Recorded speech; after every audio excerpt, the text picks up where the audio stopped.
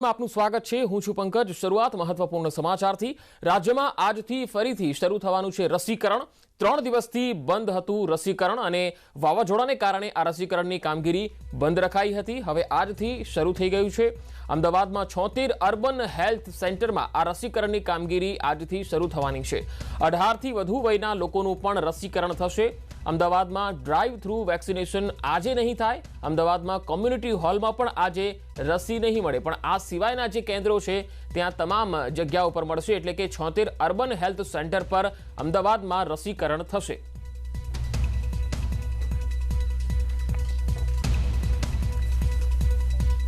તાઉતે વાવાઝોડાના કારણે અમદાવાદમાં છેલ્લા 3 દિવસથી રસીકરણની કામગીરી બંધ રાખવામાં આવી હતી અને આજથી હવે આ કામગીરી ફરીથી શરૂ થવા જઈ રહી છે। જો કે ડ્રાઈવ થ્રુ વેક્સિનેશનમાં આજે રસી નહીં મળે, કોમ્યુનિટી હોલમાં પણ આજે રસી નહીં મળે, પણ આ સિવાય 76 જે અર્બન હેલ્થ સેન્ટર છે ત્યાં રસીકરણની કામગીરી આજથી શરૂ થવાની છે।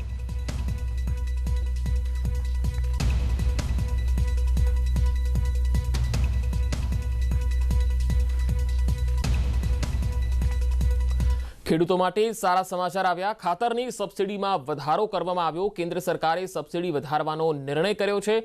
ડીએપી ખાતર પર સબસિડી વધી ગઈ છે। ડીએપી ખાતર પર 140% સબસિડી વધી છે।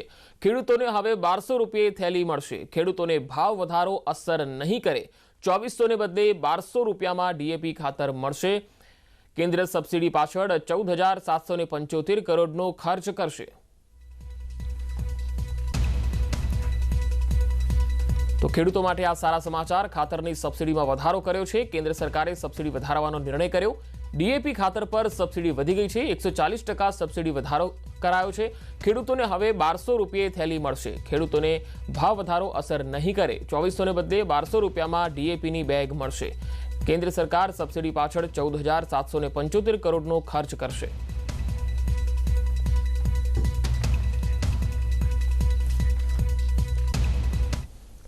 દિલ્હીમાં વરસાદના કારણે જળબંબાકારની સ્થિતિ જોવા મળી। ભારે વરસાદને કારણે ઠેર ઠેર પાણી ભરાયેલા છે।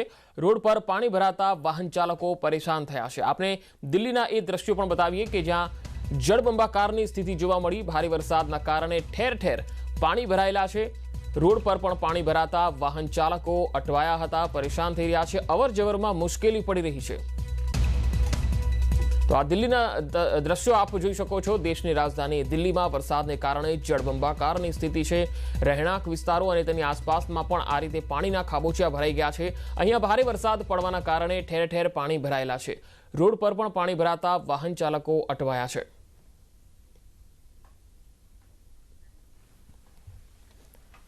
તો આજે વહેલી સવારે જ દિલ્હીમાં ભારે વરસાદ ખાબક્યો અને ત્યારબાદ ઠેર ઠેર પાણી ભરાઈ ગયા। દ્રશ્યોમાં જોઈ શકાય છે કે પાણી ભરાયેલું હોવાના કારણે રસ્તો ક્યાંય દૂર સુધી દેખાતો નથી અને તેના કારણે વાહન ચાલકોને અવર જવરમાં મુશ્કેલીનો સામનો કરવો પડી રહ્યો છે।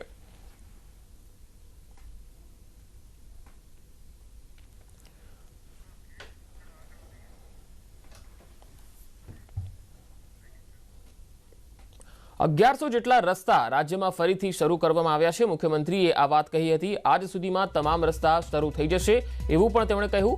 66 કેવીના 219 સબસ્ટેશન અસરગ્રસ્ત થયેલા છે। 50% ગામડાઓમાં વીજળી બંધ હતી। 152 સબસ્ટેશન શરૂ કરવામાં આવ્યા છે। 2100 મોબાઈલ ટાવર ક્ષતિગ્રસ્ત બન્યા છે। 1500 મોબાઈલ ટાવર ફરીથી શરૂ કરવામાં આવ્યા। 2.5 લાખ લોકોનું સ્થળાંતર કરાયું।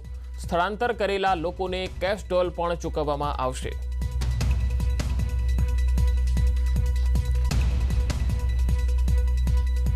હજી તો કાલ રાત્રે મોડી રાત્રે વાવાઝોડું પૂરું થયું અને હજી આજની મોડી રાત થઈ નથી અને પૂરી તાકાતથી આપણે રિસ્ટોરેશન ઉપર ધ્યાન આપીને જે ક્યાંય જરૂરી છે કોમ્યુનિકેશન, પાણી, વીજ પુરવઠો, હોસ્પિટલો, રસ્તાઓ, આ બધું મરામતનું કામ યુદ્ધના ધોરણે રાજ્ય સરકારના કર્મચારીઓ કરી રહ્યા છે। 16 તારીખથી જેને સ્થળાંતર કર્યા એવા તમામ લોકોને કેશડોલ 7 દિવસની રાજ્ય સરકાર ચૂકવશે। આવતીકાલથી એ કેશડોલ ચૂકવવાનું કામ પણ શરૂ થઈ જશે। બાળકને, મોટા લોકોને 100 રૂપિયા પર ડે અને નાના બાળકને 60 રૂપિયા પર ડે આપણે એને કેશડોલ્સ આપીશું। વાવાઝોડામાં નુકસાન અંગે રાજ્ય સરકારે જાહેરાત કરી મૃતકના પરિવારને 4 લાખની સહાયની જાહેરાત કરાઈ છે. ઘાયલોને 50,000ની સહાયની જાહેરાત કરી છે. રાજ્ય સરકારે જાહેર કરી છે આ સહાય. કેન્દ્ર બાદ રાજ્ય સરકારે પણ જાહેરાત કરી છે. પીએમએ 1,000 કરોડની સહાયની જાહેરાત કરી. જાહેરાત પર સીએમએ પ્રધાનમંત્રીનો આભાર પણ વ્યક્ત કર્યો.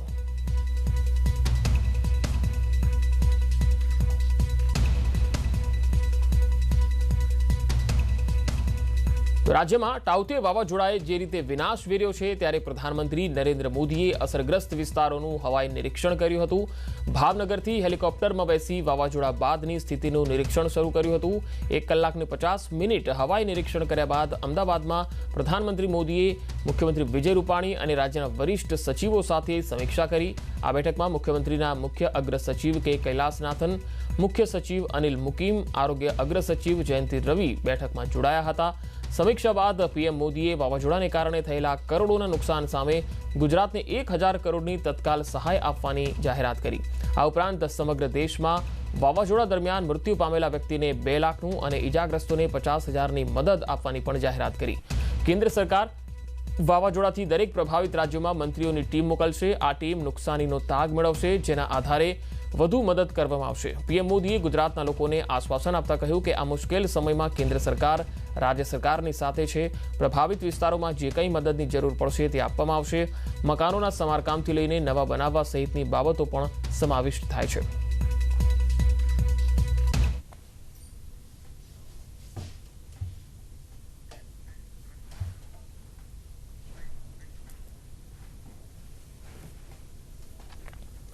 રાજ્યમાં આવેલા વિનાશકારી વાવાઝોડાના કારણે ખેતીને ભારે નુકસાન વેઠવાનો વારો આવ્યો છે. સાબરકાંઠા જિલ્લામાં પણ ભારે અસર જોવા મળી. ઉનાળુ પાકમાં બાજરી, મગફળી, તલ, મગ અને શાકભાજીમાં નુકસાન થયું છે. પેટલાદના બોરિયા ગામે બાજરી અને કેળના પાકને નુકસાની વેઠવાનો વારો આવ્યો છે. મહીસાગર જિલ્લામાં વરસાદને કારણે પશુઓનો ઘાસચારો ધોવાઈ ગયો. પશુઓની હાલત વધારે કફોડી બની.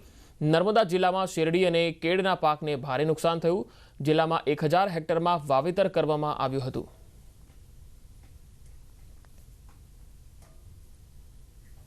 તો રાજ્યમાં ફ્રૂટ મોંઘા થાય તો નવાઈ નહીં. વાવાઝોડામાં ગીર પંથકમાં કેરીનો પાક ધોવાઈ ગયો છે.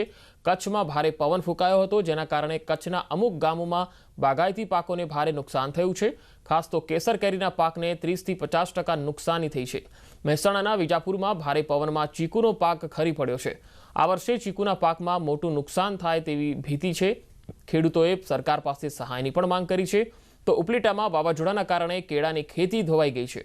છોડ ઉખડી જતા ખેડૂતોને ભારે નુકસાન સહન કરવું પડ્યું. તૈયાર થયેલો 70% પાક જમીનદોસ્ત થયો.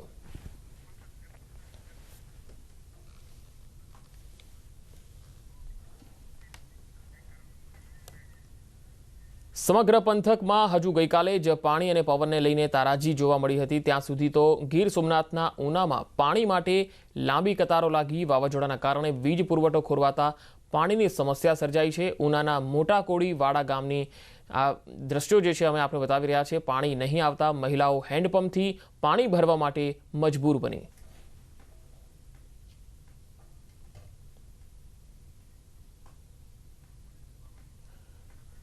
તો એક તરફ વાવાઝોડું આવ્યું, વરસાદ આવ્યો, પરંતુ તકલીફ જે છે એ વધારે વધી ગઈ હતી. ઉનાના આ દ્રશ્યો અમે આપને બતાવી રહ્યા છીએ જ્યાં વાવાઝોડું ટકરાયું હતું ઉના દીવ પંથકમાં. ત્યારે ઉનાના જે ગ્રામીણ વિસ્તારો છે ત્યાં હવે પાણીની તંગીનો પ્રશ્ન જોવા મળી રહ્યો છે. મોટી સંખ્યામાં મહિલાઓ પાણી ભરવા માટે કતારોમાં જોવા મળી.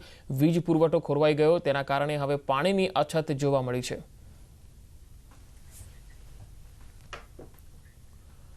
સૌરાષ્ટ્ર ઉપરાંત ઉત્તર, મધ્ય અને દક્ષિણ ગુજરાતમાં પણ વાવાઝોડાથી ખેતીને નુકસાન થયું. ક્યાંક ખેતરો પાણીમાં છે તો ક્યાંક પાકનો સોથ વળી ગયો છે.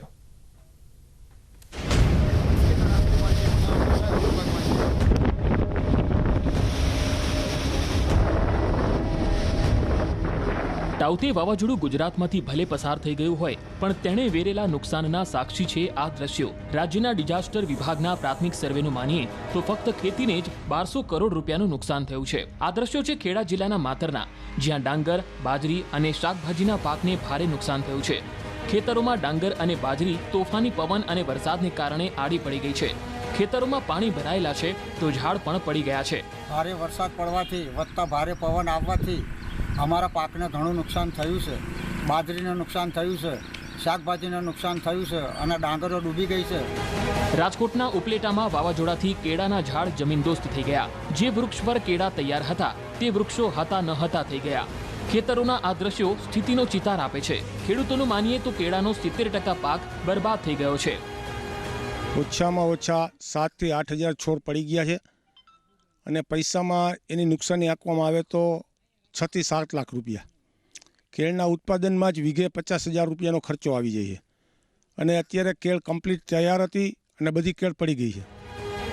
દક્ષિણ ગુજરાતમાં વાવાઝોડાથી શાકભાજી, બાગાયતી પાકો અને ડાંગરને નુકસાન થયું છે. ખેડૂતોનું માનીએ તો 14,000થી વધુ હેક્ટરમાં પાકને નુકસાન થયું છે, જેનું મૂલ્ય 300 કરોડ રૂપિયા જેટલું છે.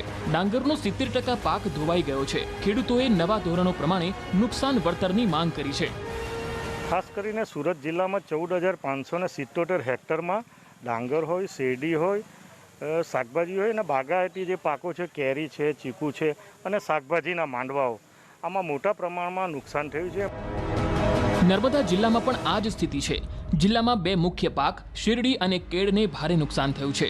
1,000 હેક્ટરમાં કેળના વાવેતરને નુકસાન થયું છે. ગયા વર્ષે વધુ વરસાદને કારણે ખેડૂતોને નુકસાન થયું હતું. આ વર્ષે ચોમાસા પહેલા વાવાઝોડું ખેડૂતોને નડ્યું છે. ઉત્તર ગુજરાતમાં પણ આ જ સ્થિતિ છે. અરવલ્લી અને બનાસકાંઠામાં બાજરી, મગ, જાર અને શાકભાજીના પાકને નુકસાન થયું છે.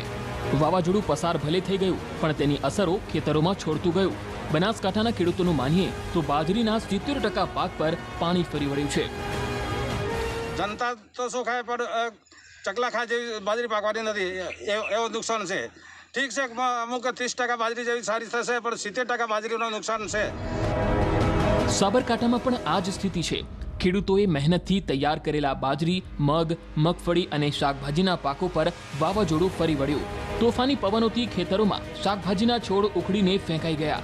ખેતરોમાં હજુ વરસાદના પાણી ભરાયેલા છે, જેનાથી બાજરી, મગ અને મગફળીના પાક પર જોખમ છે.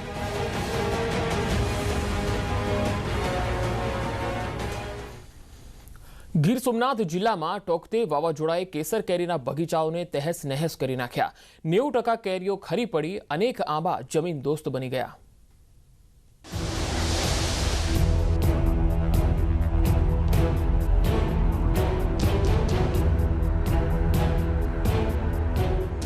તારાજીના દ્રશ્યો એ કેસર કેરીની વાડીઓના છે, જેનો સ્વાદ દેશ દુનિયાના લોકો હોંશે હોંશે માણે છે.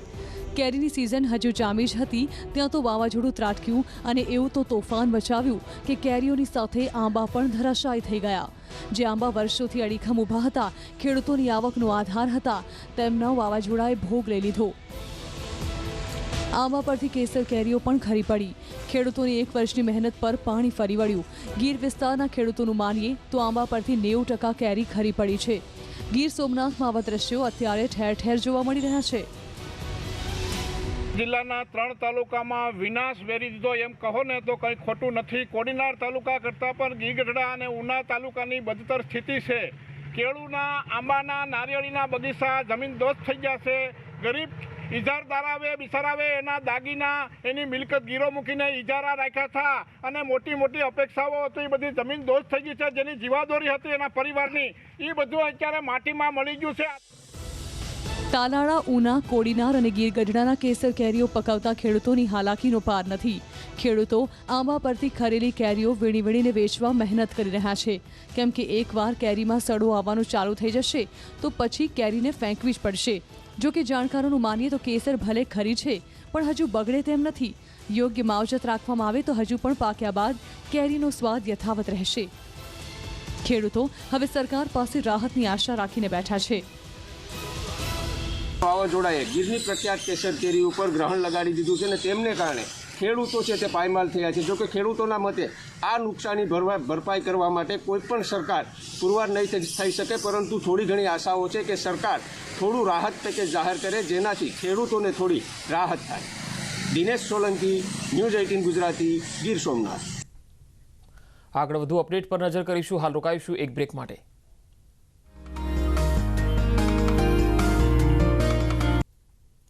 બ્રેક બાદ સમાચારોમાં આગળ વધીએ. અમદાવાદમાં વાવાઝોડા દરમિયાન વીજળીનું એક ટાવર તૂટતા રહી ગયું, ત્યારે ન્યૂઝ 18 ગુજરાતીએ શહેરમાં ઉભેલા વીજળીના ટાવરની સલામતી અંગે રિયાલિટી ચેક કર્યું. આ દરમિયાન જે સામે આવ્યું તે એક મોટા જોખમ તરફ ઇશારો કરે છે.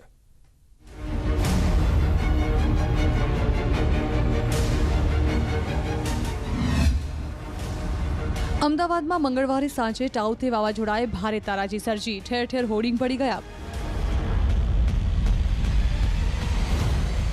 વૃક્ષો ધરાશાયી થઈ ગયા, પાણી ભરાઈ ગયા, ઇમારતોના કાંચ તૂટી ગયા.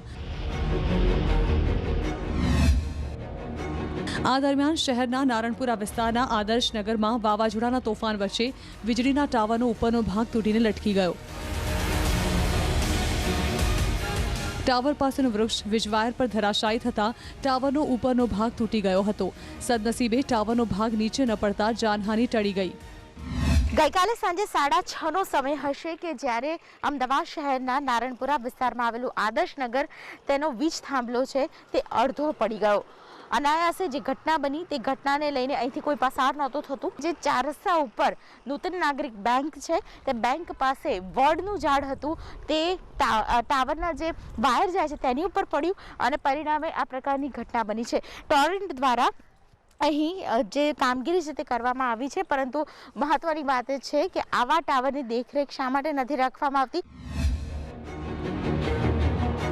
શહેરમાં આ પ્રકારનું એકમાત્ર ટાવર નથી. એવા ઘણા ટાવર છે જેના પરથી હાઈ પાવર વીજ લાઇનનો પસાર થાય છે. આમાંથી ઘણા ટાવર જોખમી સ્થિતિમાં છે. મોટાભાગના ટાવર રહેણાંક વિસ્તારમાં છે. આદર્શનગર પાસે જ આવેલા અંકુર 4 રસ્તા પાસેની અંકુર સોસાયટીમાં ઊભો વીજ ટાવર પણ જોખમી સ્થિતિમાં છે. ટાવરની એક એંગલ વળી ગઈ છે તો પાયા પણ નબળા છે. ટાવરને અડીને જ રહેણાંક મકાનો છે. વાવાઝોડા જેવી સ્થિતિમાં દુર્ઘટના ઘટી શકે છે. સ્થાનિકોનું માનીએ તો ટાવરના પાયા પાસે ખોદકામ કરાયું હતું. આ અંગે તેમણે વીજ કંપનીને ઘણી વાર રજૂઆત કરી છે, પણ કોઈ જવાબ નથી મળતો. ગઈકાલે સવારે અહીંયા તાર ઉપર સામાન્ય 2 ભડાકા જેવું થયું અને ત્યાર પછી આ 2 બાજુના જે થાંભલાના 4 પિલરો છે એમાં 2 પિલરો બિલકુલ બેન્ડ થઈને એક બાજુ નમી ગયો અને ટોરેન્ટ પાવરમાં જ્યારે જાણ કરવામાં આવી અહીંથી ફોન કરીને તો બી એ લોકો એટલા બધા બેદરકાર છે કે જે અડધો કલાકે તે પાવર બંધ કરવા આવે છે. નારણપુરાના જ પલ્લવનગર વિસ્તારની ગેલેક્સી વ્યૂ સોસાયટીમાં પણ જોખમી સ્થિતિ છે. સોસાયટીમાં વીજ ટાવરથી રહીશો ભયભીત છે. સ્થાનિકોને વીજળીની હાઈ વોલ્ટેજ લાઇનના રેડિયેશનનો ડર છે. તેમની માંગ છે કે ટાવર દૂર કરવામાં આવે. વાયર જે હાઈ ટેન્શન લાઇન જાય છે એના વાયર બહુ જ શેકી હતા, એટલે અમારા બિલ્ડિંગ તરફ અને ફાર ટુ ધ બિલ્ડિંગ એ બહુ જ વાઇબ્રેટ થતા હતા, એટલે એનાથી ઇફેક્ટ પણ જરા મેમ્બર્સને પણ થોડો અસંતોષ અને થોડું આઘાત જેવી લાગણી હતી કે આનાથી કંઈક થઈ જશે તો શું આપણું એમ. વાવાઝોડાએ તરાજી સર્જ્યા બાદ હવે અમદાવાદમાં વીજળીના ટાવરની જાળવણી કરવાની કે જરૂર હોય તો ખસેડવાની જરૂર છે, કેમ કે સવાલ લોકોની જિંદગીનો છે. કુદરતી આફત ગમે ત્યારે ત્રાટકી શકે છે. દીપિકા ખુમાણ, ન્યૂઝ 18 ગુજરાતી, અમદાવાદ. તો આ બુલેટિનમાં અત્યારે આટલું જ. નમસ્કાર.